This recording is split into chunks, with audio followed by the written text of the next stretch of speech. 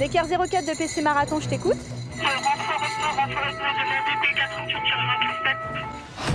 Un jeune homme s'est effondré à 4 km de la ligne d'arrivée. Pour sauver le jeune homme, Alice doit au plus vite le raccorder à l'ECMO, qui permet de remplacer le cœur et les poumons de la victime.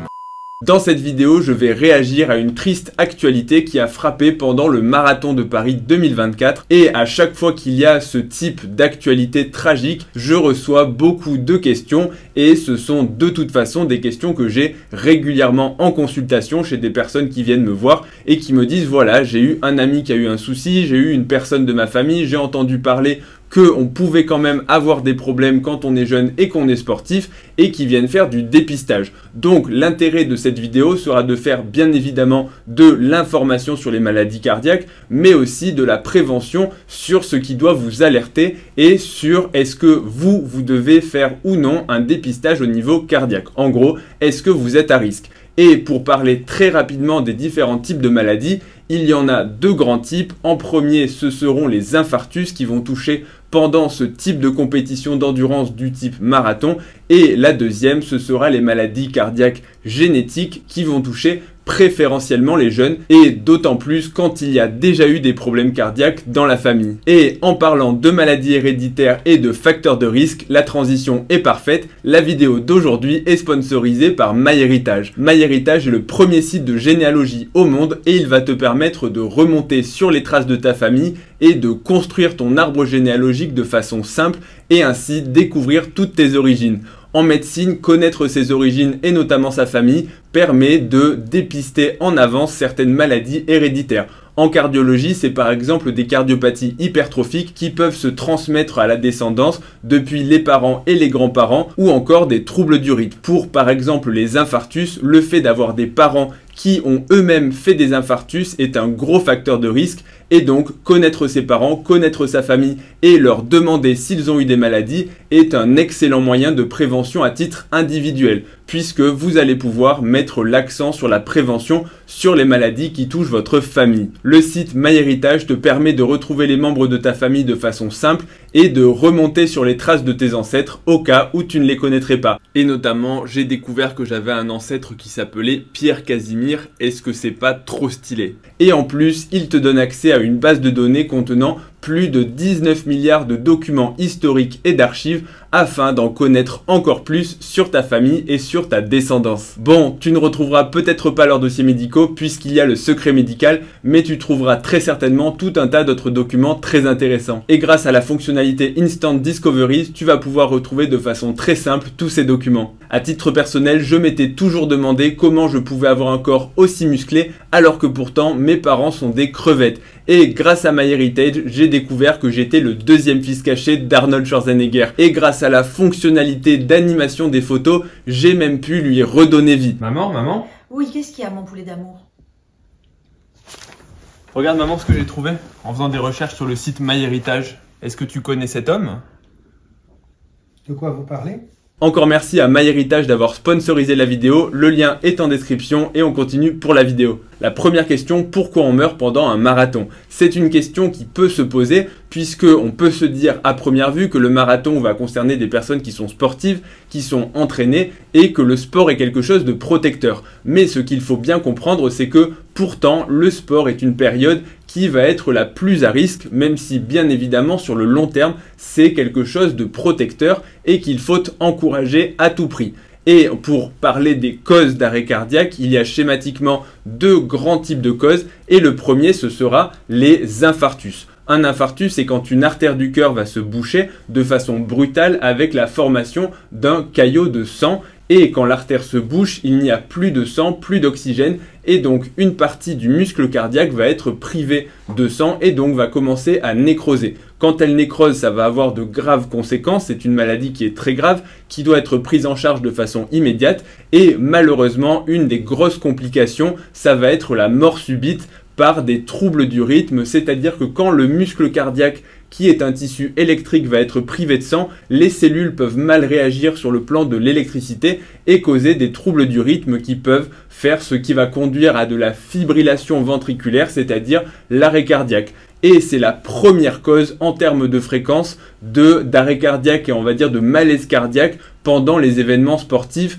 tout âge confondu. Et attention, je précise tout âge confondu parce que bien évidemment, les infarctus sont une maladie qui vont toucher de façon beaucoup plus fréquente les personnes avec l'âge, c'est-à-dire que les personnes âgées, entre guillemets, ou en tout cas, on va dire que plus on vieillit, plus les artères vont être malades, vont être abîmées, calcifiées, et plus la formation de caillots de sang va être rendue facile si on a un terrain prédisposant. Donc, en termes de fréquence, ça reste la cause numéro 1 de mort subite chez le sportif, mais pas forcément chez les personnes jeunes. Avant 40 ans, c'est bien évidemment possible, mais ça reste beaucoup plus rare. Et ce dont il faut se rappeler, c'est que les personnes qui vont courir un marathon sont des sportifs, mais qu'il y a des sportifs de tout âge. Parce que dans sa tête, on voit souvent un sportif de 20 ans, 25 ans, mais en réalité, les personnes qui vont courir le marathon, il va y avoir tous les âges, des 45 ans, 50 ans, 55, 60, voire même, je crois qu'il y a une personne qui a fini le marathon à 100 ans. Donc vous voyez que finalement, on peut faire des événements sportifs et de la course à pied à n'importe quel âge. Donc en termes de fréquence, on est sur l'infarctus en numéro 1, mais bien évidemment qu'à 30 ans, la probabilité de faire un infarctus pendant le sport, elle est faible. Mais à condition, et je vais quand même le préciser, à la condition de ne pas prendre de produits dopants, de ne pas prendre de stimulants et de ne pas fumer, parce que le tabac est un gros pourvoyeur de caillots de sang, surtout si vous faites du sport. Le fait de fumer juste avant ou juste après le sport, alors pendant, je n'en parle même pas, mais c'est quelque chose qui va provoquer de l'inflammation. Vous ajoutez de l'inflammation produite par le sport, le sport c'est quelque chose d'inflammatoire qui va créer du dégât, donc vous cumulez inflammation du tabac, état prothrombogène, c'est-à-dire qui va favoriser les caillots de sang à cause de toutes les saloperies qui sont dans la fumée de cigarette et dans les cigarettes en elles-mêmes, et donc vous courez à la catastrophe si vous cumulez les deux. Donc même si vous êtes fumeur, bon bien évidemment il faut que vous arrêtiez, mais il ne faut pas fumer juste avant, pendant bien évidemment ou juste après l'effort. En gros c'est 1 heure avant, 1 heure après, il faut vraiment éviter à tout prix. Donc si vous prenez ce type de choses, de stimulants ou autre, vous pouvez favoriser la formation de caillots de sang et donc la formation d'infarctus. Maintenant, la deuxième grande catégorie de maladies, ce sont les maladies génétiques qui peuvent toucher de façon préférentielle les sportifs les plus jeunes. Si on prend uniquement les sportifs jeunes de en gros moins de 30 ans qui vont avoir des problèmes cardiaques, ce seront pour la quasi-totalité des maladies génétiques.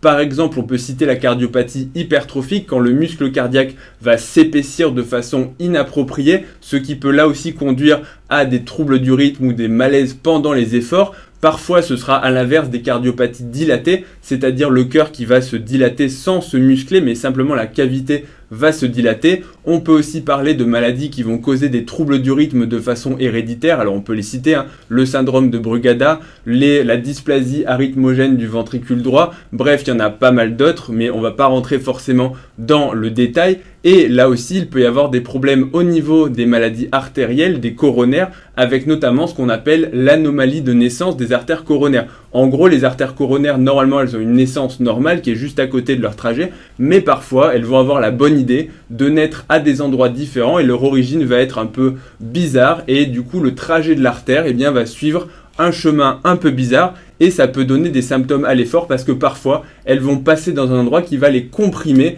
pendant l'effort, soit par le muscle, soit par d'autres artères. Bref, ça peut donner des morts subites là aussi chez les personnes sportives et a fortiori quand ils sont jeunes. Deuxième question maintenant, pourquoi à la fin du marathon ? On a vu pour ce malheureux jeune de 30 ans qui s'est écroulé 3 minutes avant la fin de l'événement, c'est-à-dire en gros un petit peu avant la ligne d'arrivée, donc c'est très clairement sur le dernier kilomètre. Et ce n'est quelque chose qui n'est pas surprenant puisque la grande majorité des accidents, des problèmes cardiaques vont survenir vers la fin des événements. Et il y a bien évidemment des facteurs physiologiques qui vont expliquer ça. Alors comme je vous ai dit, je ne vais pas me répéter, mais le sport est quelque chose d'inflammatoire qui va en gros créer du dégât. Quand on fait de la musculation, on crée du dégât sur le muscle. Quand on fait en gros du cardio, c'est-à-dire un effort d'ultra-endurance ou en tout cas d'endurance, si on qualifie le marathon d'un sport ou d'un événement d'endurance, vous allez créer du dégât au niveau du muscle cardiaque. Et après avoir couru, on va dire, allez, 3 heures pour les meilleurs, 4 heures pour la majorité des gens, votre marathon, vous avez des facteurs qui vont aggraver la probabilité de survenue de ce type d'événement si vous avez une maladie prédisposante ou même pour la survenue d'un infarctus c'est-à-dire d'un caillot de sang. Et ces facteurs, ils sont multiples. Le premier, c'est que vous avez déjà commencé à épuiser un petit peu votre corps. Vous êtes sur vos réserves en général, puisque juste avant la fin, c'est là où vous allez être le plus déshydraté. Vous allez être le plus vide en énergie. C'est là où vos muscles vont être le plus vidés également d'énergie et le plus tétanisés. C'est là où votre cœur va là aussi commencer à arriver dans ses retranchements, puisque normalement, vous avez calibré votre effort. En gros, quand vous arrivez, vous êtes à peu près à la limite de ce que vous auriez pu faire. Sinon, c'est que vous êtes allé trop lentement ou alors trop vite, mais en général, quand on va trop vite, on ne finit pas.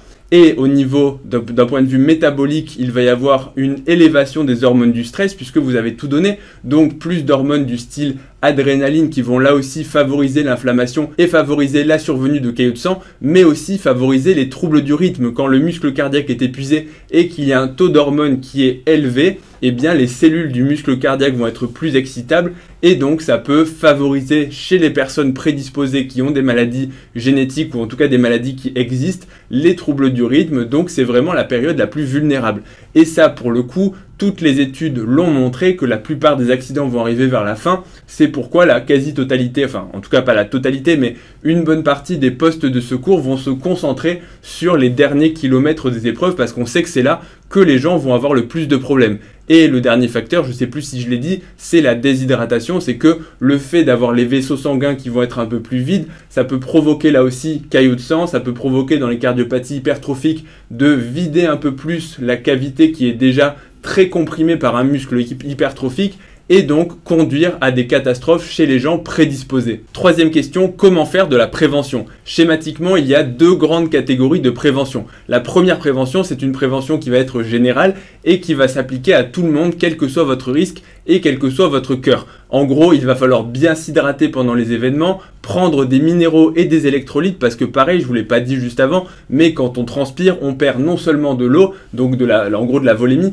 mais on va perdre aussi du magnésium, on va perdre un petit peu de potassium dans la sueur, on va perdre également du sel et donc tout ça, ça va générer des troubles ioniques, ça va contribuer à vous déshydrater encore plus et donc c'est important de bien s'hydrater, bien se ravitailler et de ne pas avoir de carence ni en énergie ni en minéraux. Deuxièmement, ça concerne la préparation. Bien évidemment, un marathon ou n'importe quel événement sportif de longue durée, ça va mettre le corps à rude épreuve et il est important de bien se préparer. Et pourquoi ça survient parfois sur des marathons? C'est parce que les gens sont insuffisamment préparés et vont se dire « Ok, allez, je fais un marathon, au pire je finis pas, au pire je me mets un petit peu dans le mal ». Mais non, c'est vraiment important de ne pas négliger la préparation, de préparer son corps et de ne pas faire des épreuves pour lesquelles on va être ce que je vais qualifier de trop limite. Alors bien évidemment, des fois quand on force, on va finir un peu mal, mais il faut quand même faire attention de ne pas vraiment franchir la zone rouge, sinon vous risquez d'avoir des problèmes, encore une fois, surtout si vous êtes prédisposé.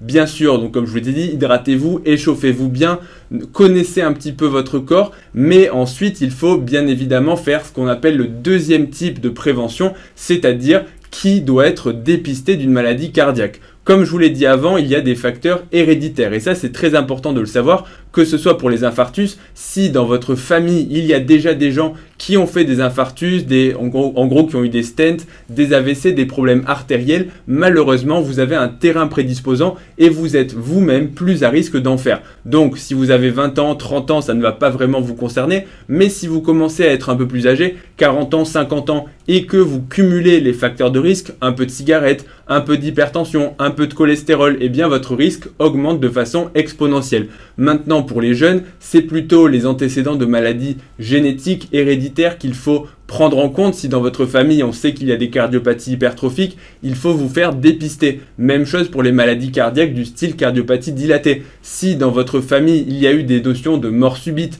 des frères et sœurs, des cousins qui sont morts de façon inattendue, inappropriée et très jeune, eh bien sachez que potentiellement c'est quelque chose de cardiaque et qu'il faut investiguer. Que si des fois vous entendez ça dans la famille, et d'où l'importance d'interroger sa famille pour savoir quelles sont les maladies qui sont dans la famille, parce que c'est quelque part votre risque à vous et vous allez devoir le prévenir, parce que s'il y a du diabète, eh bien faites attention à votre propre risque de diabète. Si vous avez des infarctus, clairement vous n'avez pas intérêt à fumer. Personne n'a intérêt à fumer, mais encore plus quand les gens me disent « Bah oui, mon père il a fait un infarctus à 40 ans ou autre », auquel cas, si tu fumes, tu cours à la catastrophe. Donc renseignez-vous sur les maladies, mais aussi sur les morts subites et tous les événements un peu cardiologiques qui sont suspects. Ensuite, sur le plan personnel, il y a des facteurs qui doivent faire alerter et vous dire « Ok, je dois consulter mon médecin, voire même un cardiologue, ou en tout cas passer par votre médecin pour qu'il vous adresse à un cardiologue. » Ces symptômes sont des symptômes pendant l'effort ou même en dehors. Des douleurs thoraciques, si quand vous courez, si quand vous faites de la musculation, vous avez des douleurs dans la poitrine, des brûlures, des constrictions dans le bras, la mâchoire, sachez que c'est un signe qui doit être un signe d'alerte. De la même façon, des palpitations, si votre cœur s'emballe sans raison, devient rapide alors que vous ne faites même pas d'effort, ou qu'il s'emballe de façon irrégulière, là aussi c'est un symptôme d'alerte. De la même façon, des malaises, des pertes de connaissance, le fait que pendant un effort, vous ayez la tête qui tourne ou autre, ce sont des signes là aussi qui doivent mener à des investigations. Et enfin, l'essoufflement, même si c'est toujours un petit peu difficile chez un sportif, parce que si on n'est pas essoufflé, c'est qu'on ne force pas vraiment, mais en tout cas, je vais qualifier ça d'un essoufflement qui est inapproprié par rapport à l'intensité de l'effort. Si quand vous commencez votre effort, vous êtes déjà hyper essoufflé au bout de votre vie, ou que c'est quelque chose de, on va dire, inhabituel, il faut consulter. Maintenant, bien sûr, si vous arrivez à la fin de votre épreuve sportive, que vous faites un sprint et que vous êtes un peu essoufflé, bah, c'est quelque chose de normal. Et on peut citer le dernier qui serait la baisse inexpliquée des performances sportives. Si vous étiez là à courir votre marathon en 3 heures, ou en tout cas à faire, on va dire, une vitesse qui le permette, et que sans raison apparente, en l'espace de 1 mois, 2 mois, 3 mois, vos performances chutent sans qu'il y ait aucune explication, vous n'avez pas arrêté le sport ou autre, eh bien c'est peut-être le signe qu'il y a quelque chose au niveau cardiaque qu'il faut investiguer. Comment est-ce qu'on dépiste? Eh bien s'il y a des suspicions, ou en tout cas qu'il y a une indication au dépistage, il faut faire un électrocardiogramme, éventuellement une échographie du cœur pour voir la morphologie, la contraction du cœur. Après on peut faire d'autres examens comme un scanner ou autre pour préciser un petit peu les artères si on a des suspicions. Mais ensuite, l'examen roi, on va dire, c'est le test d'effort. Le test d'effort, ça reproduit un effort maximal et ça va permettre de voir s'il y a des symptômes et notamment de surveiller l'électrocardiogramme pour voir s'il n'y a pas d'arythmie ou de modification pathologique au pic de l'effort, c'est-à-dire quand le cœur est stimulé au maximum. Et donc avec ça, après on ne peut bien sûr jamais prévenir de façon formelle à 100%, mais on peut déjà fortement diminuer les risques. Donc sachez que ça existe et surtout ne ratez pas les drapeaux rouges. Et encore une fois, pensez à interroger votre famille parce que de trop nombreuses fois, les gens en consultation vont dire « Ah bah oui, c'est vrai que dans ma famille, il y a des maladies ou autres » ou même ils ne savent pas, ils n'ont jamais demandé et parfois ça aurait pu permettre d'éviter certains drames. Donc je vais conclure là-dessus et avant de partir, bien évidemment, je remercie encore une fois le sponsor de la vidéo, MyHeritage. Tous les liens sont en description et n'hésitez pas à aller faire vous-même votre propre arbre généalogique et demandez-leur, bien sûr, pour les maladies, il ne faut pas que ce soit quelque chose de tabou. Parce que, encore une fois, c'est pas simplement de la curiosité malsaine, c'est vraiment afin vous-même de vous protéger quelque part pour affiner vos recherches et faire de la prévention sur vos risques spécifiques. J'espère que la vidéo vous aura plu. Avant de partir, n'oubliez pas un pouce bleu, un abonnement à la chaîne pour ne rien rater des prochaines vidéos. Et je vous dis à bientôt pour la prochaine vidéo. Salut à tous!